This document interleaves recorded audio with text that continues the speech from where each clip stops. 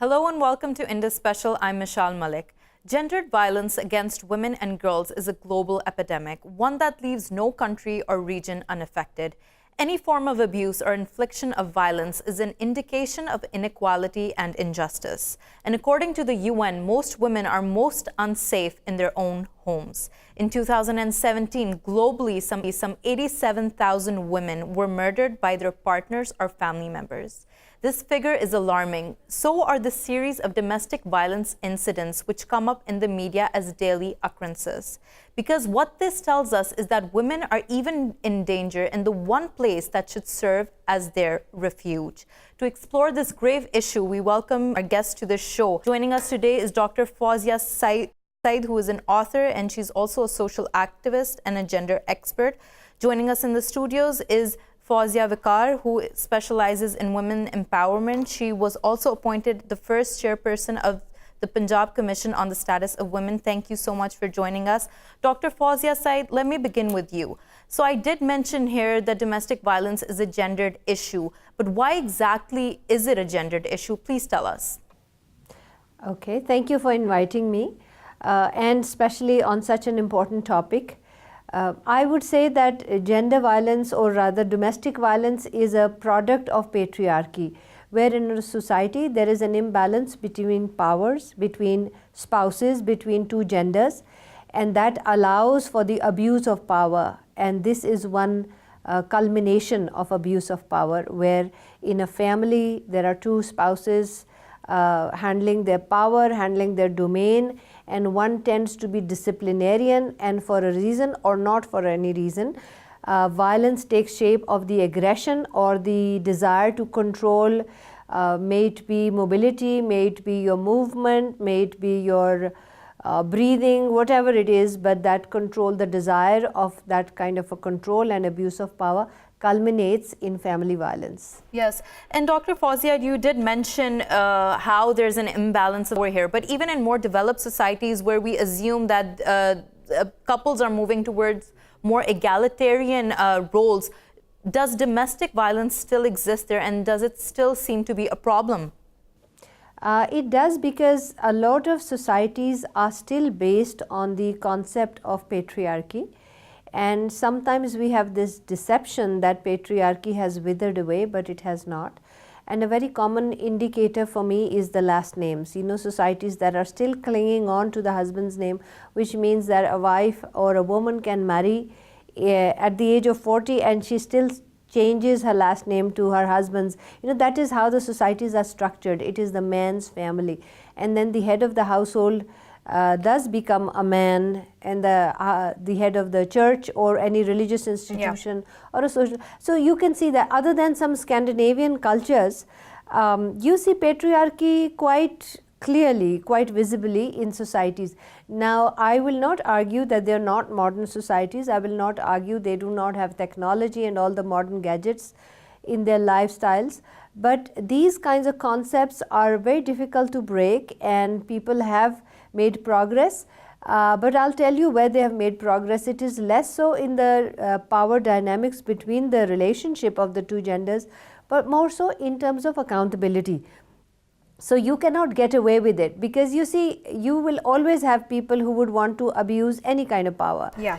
But the developed societies, or societies that have dealt with these problems, are seen by the fact that they have accountability mechanisms, how well those mechanisms work, and how is the social accountability. Because you will see the whole range of whether the society puts down domestic violence or glorifies domestic violence. So we have everything in between.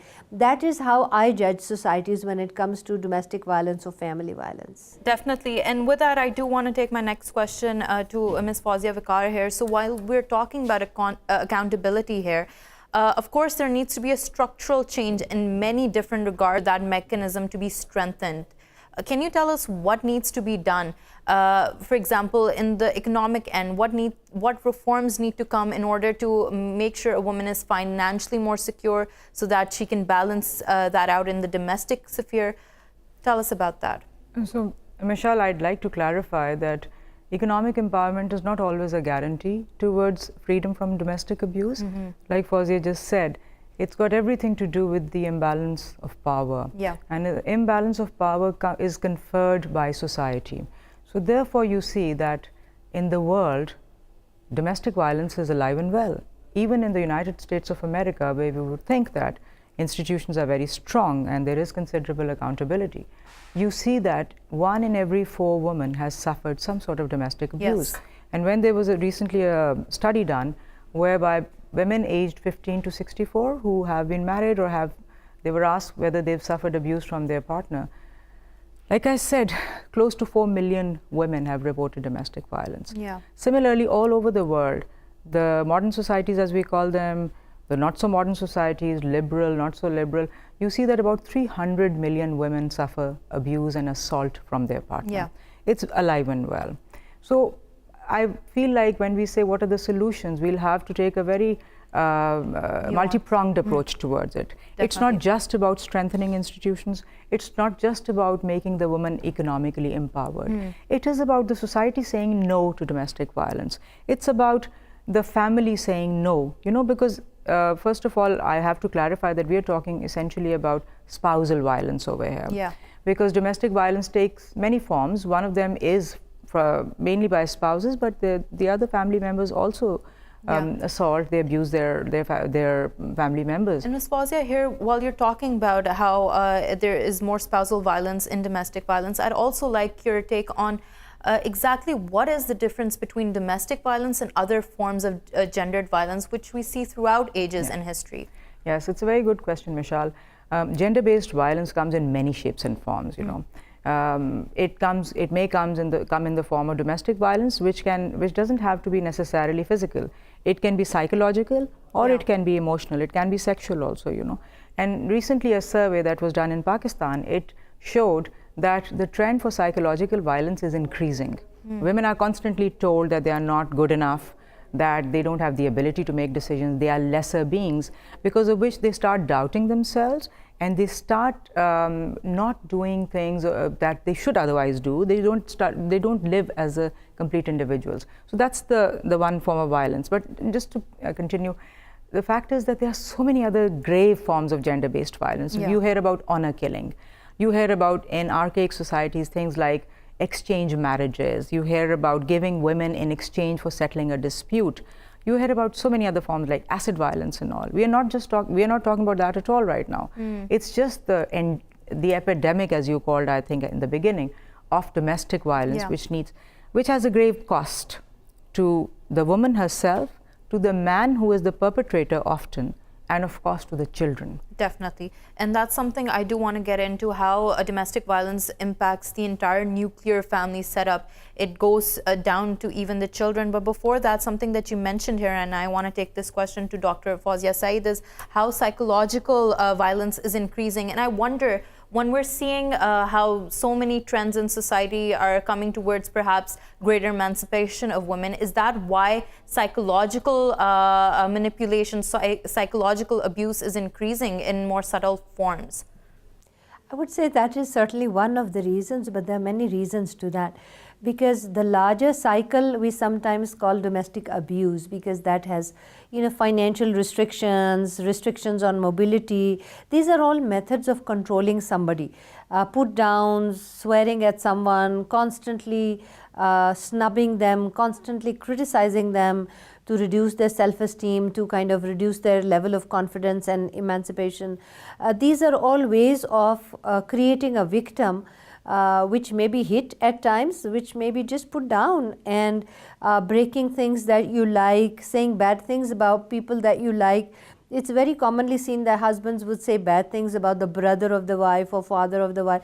These are psychological methods of controlling somebody, putting them down, making them feel little, and just having more control. And Dr. Fouzia, here, when you're talking about how society normalizes this, and it's a commonality amongst many families, putting women down, how does society in fact normalize it? How is it seen to be a norm? Is it something that just transfers from culture to culture, from generation to generation, or is it something else that is causing for it to still exist? I think that socially we have not kind of collectively decided to make changes. When people, when things are changing for women, those are certain aspects, and people do not see them as holistic, because I think that majority of the people, this is just my subjective opinion, no survey result, but I think that the majority of the people still think that the man should have an upper hand in the household, and they actually think that is what our religion and our culture and everything around us dictates, and they think that is normal. And then when any wife tries to assert, they say khaman mat bano, you know, so it is kind of understood that the husband will be a little above, and then the wife will be the next one, and then maybe the eldest son, sometimes the eldest son, if grown up, is above the mother, you know, and so that is what the pecking order is. And I think there is a general acceptance of that.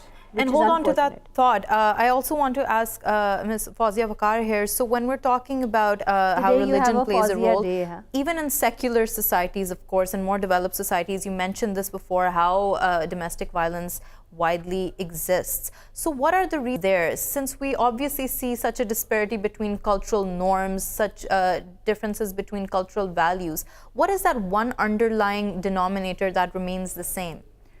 Well, I hate to use the word patriarchy, but unfortunately we have to use it. It is still the imbalance of power between men and women.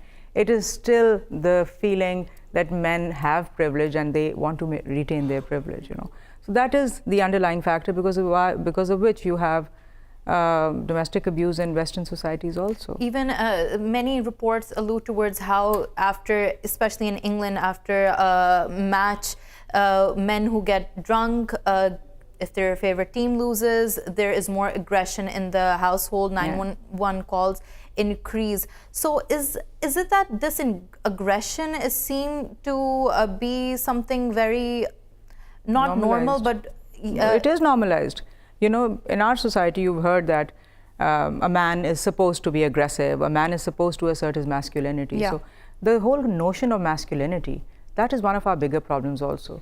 There are certain ways that there are certain values which are cherished in a man. Aggressiveness is being one of them. And that aggressiveness, unfortunately, manifests itself in, first of all, hitting the person in the house who he can hit. You know, recently a very interesting study came out of Oxford and Stanford, which said that these, you know, mass shooters, there's been a string of mass shootings in the world recently, and in the West especially. So they found out out of the mass shooters, a significant percentage had beaten their wives and had been charged with wife beating. So there is a direct correlation between hitting at home and going out and hitting others. Definitely. And with that study that you mentioned, another interesting study was conducted by the Washington Post, in which there was a close analysis of 5 cities in the US, in which they found that 1/3 of all men who killed a current or former intimate partner were publicly known to be a potential threat to their loved ones. Absolutely. So with that, what does the public need to do when it identifies someone who might have the potential to harm a loved one? What needs to be done proactively as opposed to responding after the violence is done? You know, there is an interesting phrase which is called break the silence of violence. You know, you must not stay quiet. We hear in our neighbors at times women getting beaten up. We see amongst our own acquaintances when people are getting beaten up, and we say nothing because we feel like it is their personal matter. It's a private matter. It is no longer private. Domestic violence is not a private matter. It affects the entire society. You know, it has a cost on the entire economy. Domestic violence translates into loss of days of work, not just of the woman, but sometimes the man also. He has to take her to the hospital. It results in loss of school days for children. You know, if a woman is beaten up so badly, how is she going to send the children to school? So it is a societal issue, and society needs to intervene. I just want to go back to your earlier discussion on normalization. You know, we recently found out that women justify violence on themselves. They have normalized violence so much that they feel like a husband should beat them up if they disobey him, if they haven't cooked food according to his liking. The Pakistan Demographic and Health Survey tells you that, you know, our survey tells you that. So women have also normalized it. Women need to speak up, we need to speak up for others, and we just need to disrupt that violent behavior. We also are joined by Peter Jacob, who's a policy researcher. And Jacob, we were talking to Ms. Viqar here how policy needs to be more proactive in terms of preventing domestic violence, how society needs to intervene. I'd like your take on that too. What needs to be done on the policy end right now? Thank you so much, Meshal. There's certainly need for more clear laws looking at and stopping domestic violence and violence in general, the societal behavior also. I would say that the entire range of violence, different spheres of violence, whether it is corporal punishment or punishment as such, criminal punishments, they have to be taken into account. So as we see the societies which tackled violence in the domestic sphere and the public sphere, they have taken stock of the entire range and spheres of violence. So as far as policy, I think, yes, there has to be a clear-cut discouraging of any means of violence and any manifestation of violence that can be perpetrated. And the issue has to be seen not from the victim point of view, but also from the point of view of drivers of violence. And Mr. Jacob, here I want to ask you, how much of a role do men themselves have to play in order to undermine the patriarchal structure, in order to bring about change?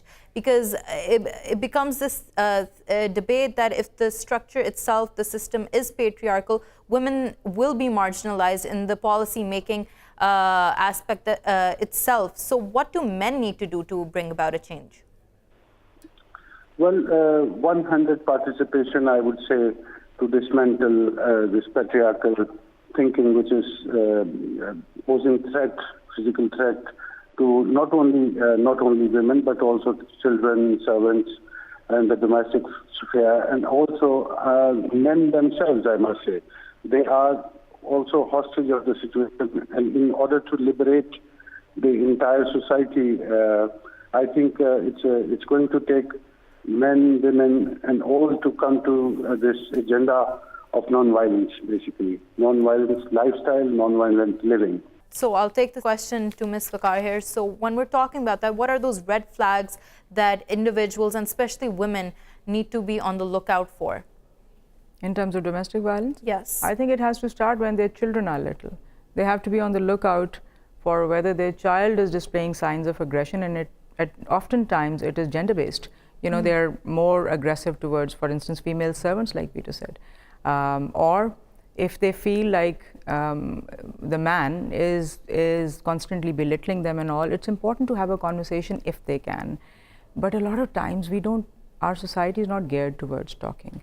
So I feel like the intervention, rather than definitely at home, but it has to start from the school, where children have to be told domestic violence is not okay. It then has to translate into greater accountability.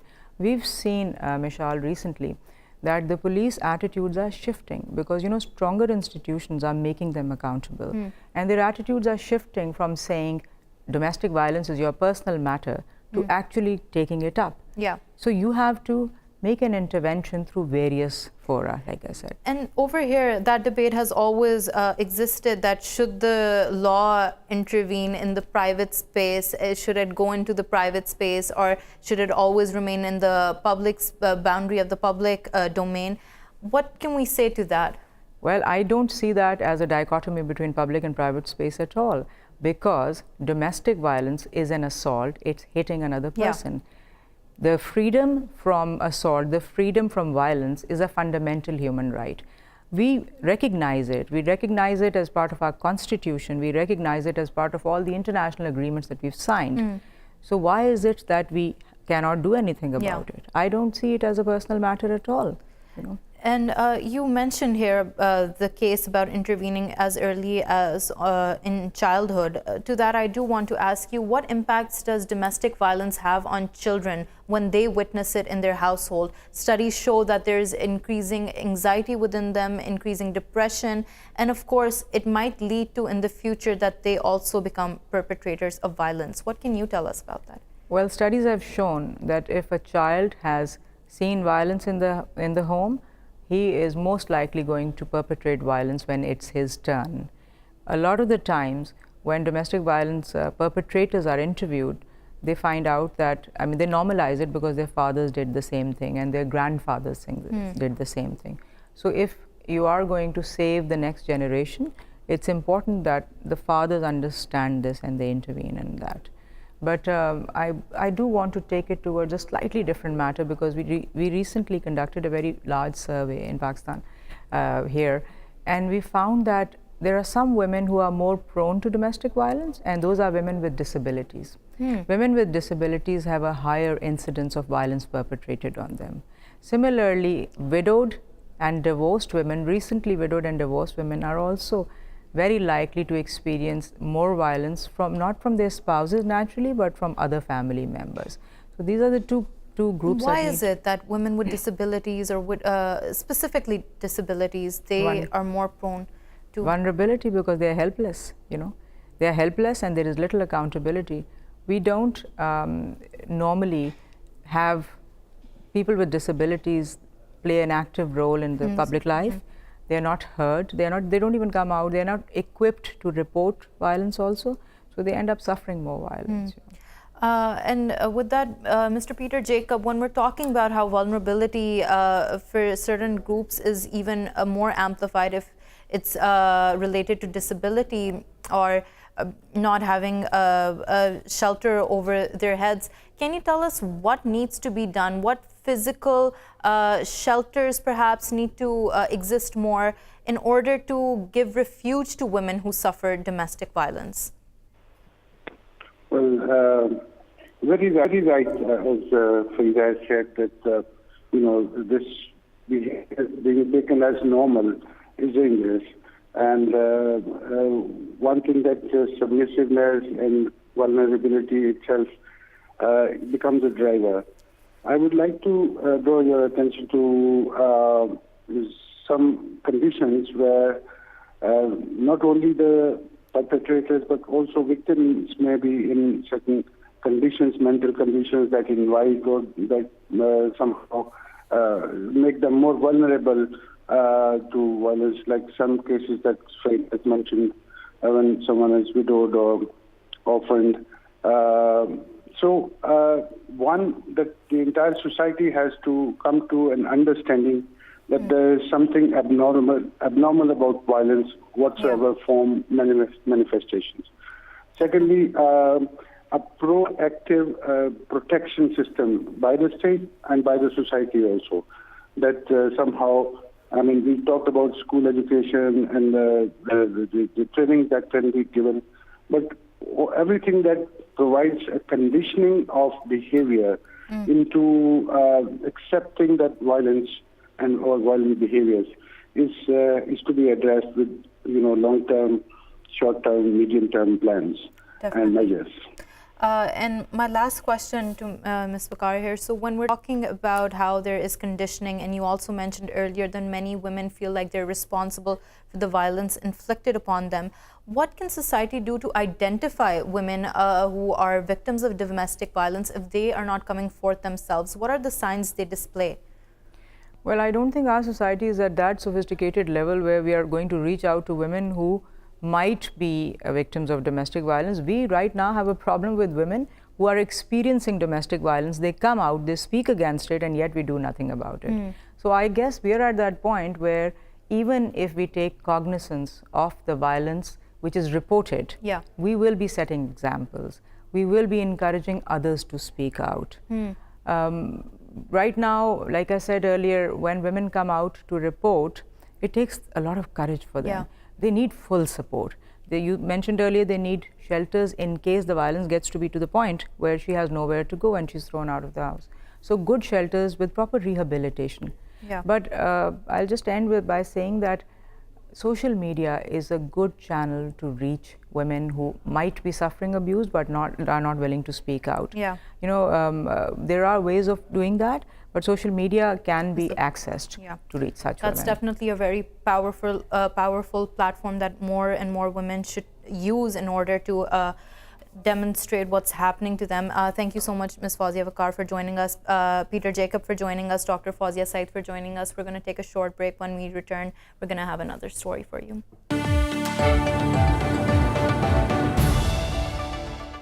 Welcome back to Indus Special. The world today is observing Safer Internet Day. UNICEF calls for joint efforts to curb cyberbullying and harassment. While cyberbullying exposes one of the darkest aspects of the online world, 2018 was a year that showed us how truly insidious the internet can be, from privacy breaches through Facebook to lynchings caused by WhatsApp messages. A safer internet experience does indeed seem to be the need of the hour. Joining us to discuss this further is Adam Smith, who is a social media expert, Barrister Francis Hoar, who is a lawyer, and Salwa Rana, who is a legal officer at Media Matters for Democracy. Thank you so much for joining us. Adam, I'd like to begin with you. So the day itself is called Safer Internet Day. But how exactly safe is the internet in absolute terms? Do we need to make it safer, or is it already safe enough? I think there's always a need to make things safer. The internet can be a dangerous place for those that don't know exactly how to navigate it. From social media, when you don't know who you're engaging with or how accurate claims might be with fake news on Facebook and that sort of thing, to just the day-to-day of, say, online shopping and the possibility of your data being breached just by going through your day-to-day paths. Yeah. There's a lot of danger on the internet, and I think informing more people how to navigate it is definitely vital. Okay, so Adam, here what you're alluding towards is this assumption that only those who can navigate it will be safe. But aren't platforms such as social media supposed to be for everyone, not supposed to be for those who actually have heightened knowledge of how to use them? I think that is true, yes. And I think platforms do have a responsibility for that. But I think you could also see it as a way for people to engage it further. If you're going to engage in a particular space, you should also take the time to learn about that space and find the way to navigate it most accurately. And certainly platforms do have a responsibility to make sure that there is, say, no, doxing on the platform, or limiting the amount of hate speech that could be on there. Yeah. But that's a massive institutional level that, honestly, I debate whether how many people will actually engage with it in that way, how many people will see it. Okay, so let me take my next question to Barrister Francis here. In a globalized world, we talk about laws and regulations, and of course the internet connects us all. But do you think laws and regulations in terms of the internet can only exist in one region, in one country, or does there need to be international cooperation? There is, I think, a certain amount of international cooperation, which is important. But primarily, that isn't going to work unless there are means of regulating the internet in the countries concerned, because those countries are the countries that are going to have the law enforcement mechanisms to deal with it. We have a number of regulations and criminal offences and civil procedures in relation to the internet over here. And I suppose the objective should be to ensure that there are good means of dealing with internet abuse, sexual exploitation, and other serious concerns internationally. But the focus, I think, has to be on individual countries getting it right in their own legal systems. Yeah, definitely. And do you think what needs to be done? More watchdogs need to be created? What has to happen? Strengthening of legislation, or monitoring, or finding the social media platforms? So we have a certain amount. I think legislation in terms of United Kingdom law is reasonably good and well defined. But the concern is the ability of law enforcement officials to deal with that. How is that? How are we able to? So, for example, we have offences. We have harassment legislation. We have recently introduced a new law against stalking, which is treats it more seriously than the harassment offence that was introduced in 1997. So that from a UK perspective, that's what is done. Yeah. Has been done in the law enforcement, as in the criminal offences. How that is enforced, police operations, anonymous or secret users of the internet to try and discover whether there is grooming, for example. That is something that is done. Ensuring that people have a safe ability and trusted ability to report internet violations is important. Engaging young people and children in order that they can feel safe enough to report it, and know also, and I suppose another part of this is education, making children in particular aware of when they may be at risk. So I think those are all things which are not concerned with changing the law, but ensuring that it can be used and utilised to protect Francis, people. Hold on to that thought. I do want to get to the UK perspective and ask you more about the laws being implemented there. But before that, I'd like to take my next question to Salwa here. So something that Barrister Francis mentioned was to educate children and let them identify when they're being cyberbullied and cyber harassment. And according to UNICEF, over 70% of the young people who do use the internet face cyberbullying and harassment. Tell us about the various forms that cyberbullying can take shape in. Okay, so a lot of kids, a lot of young adults are using Facebook, Twitter, and other social media platforms. So they enter this platform not knowing how it works, what the safety measures are. So what they're going to do is they're going to post an opinion online, and someone with a differing opinion might come and might bully them for it, might disagree. Another form of bullying is by adults who see that these are young children, they're using it, they're posting content, they're posting pictures, because kids do not have that sense of filtering out content that they post online. They're not aware of what can be used against you.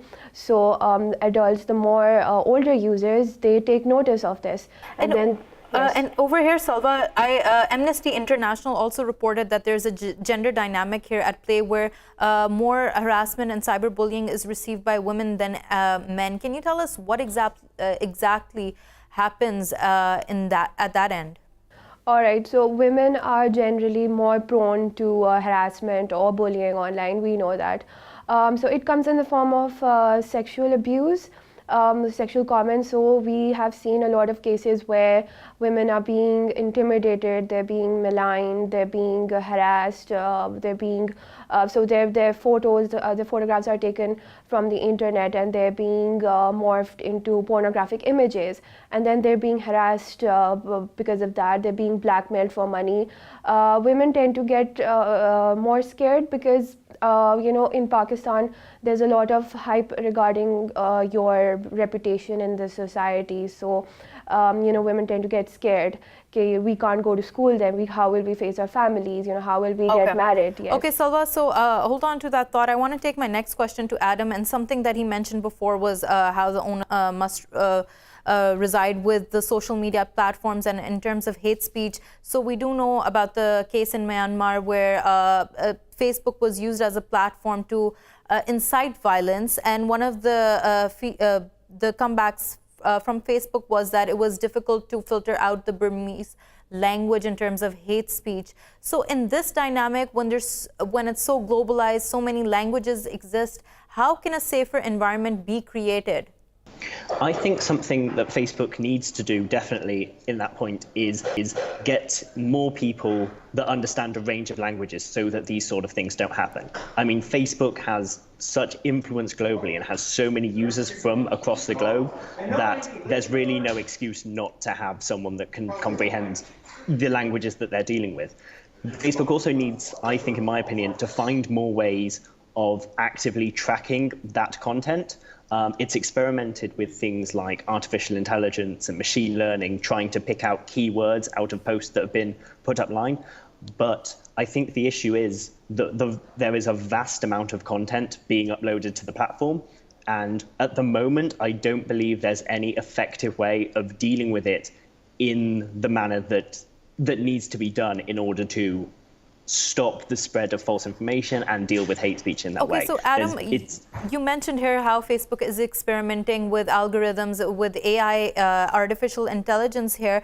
And so I want to ask you, when we're monitoring all this hate speech, do you think it should be manual monitoring, or it should involve algorithms? Because at the same time, algorithms do have that a problem of not being able to absorb ethics. Or where do you think we're going with that?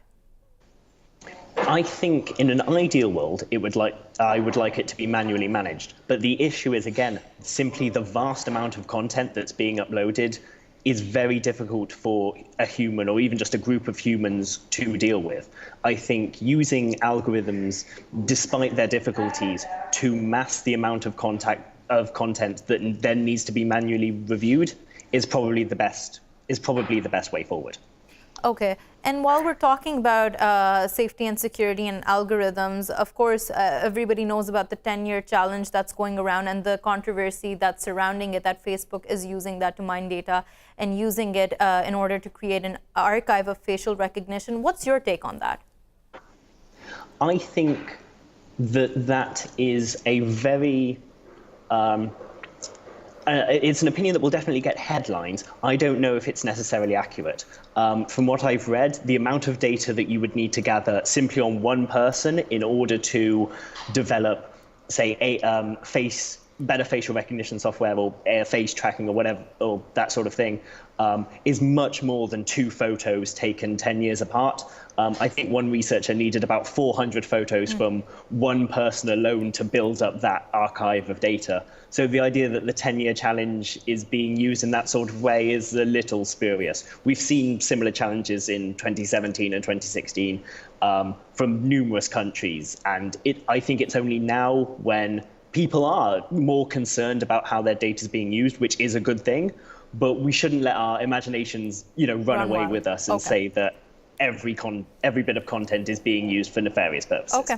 So, Barrister Francis, we were talking about UK laws, and one of the laws that took in place in May 2018 was the General Data Protection Regulation Law, which is supposed to protect personal information of individuals. Can you tell us about that and how that can serve as an example for other countries that want to protect their individuals? Yes, the GDPR, which is originally an EU directive that was implemented in UK law, amongst other current members of the EU, has principles and it has responsibilities on data collectors and data managers, and the importance of the new regulatory scheme is to ensure that those people who are responsible for holding data only use it in a proportionate way. They only keep it for as long as is necessary, and they delete it when it is no longer necessary to keep it. There is distinction also between personal data, sensitive data, and other. So there are other sort of levels of importance of data, depending on how sensitive they are. So is the GDPR in a way trying to limit corporate surveillance and how much corporations can mine data of individuals? Well, it gives part of the purpose, and this is something that shares with previous legislation, the Data Protection Act 1998, for example, is part of its purpose is to ensure that there is some level of scrutiny between the data subject, that is the person whose data is being stored, and the people who are managing that data. And it gives them rights to request their data. It gives them rights to ask for that data to be deleted. Doesn't mean that the data holder has to delete it, but they have to give consideration to deleting it. And if there are complaints, there are remedies in the courts. Applications for which can potentially include damages, but can also include remedies such as requiring the data holders to delete that data. So those are all the sort of ways in which there is scrutiny and there is an ability for the data subjects to ensure that their data isn't being misused, isn't being held by people who shouldn't hold it. Okay. So with that, I want to take my question to Adam. Barrister Francis was telling us about the legislative end of what is happening, but we do know that corporations use all this data for the purpose of big data, collecting it, trying to establish certain trends, and having more stringent regulations would hinder that. What's happening on the policy end in terms of the war between corporations trying to strong arm the legislative bodies? And do you think that in the future there will be an outcome that will protect individuals as opposed to corporations? I think there definitely is a bit of a balance between the large corporations and government bodies at the moment when it comes to things like GDPR and them battling.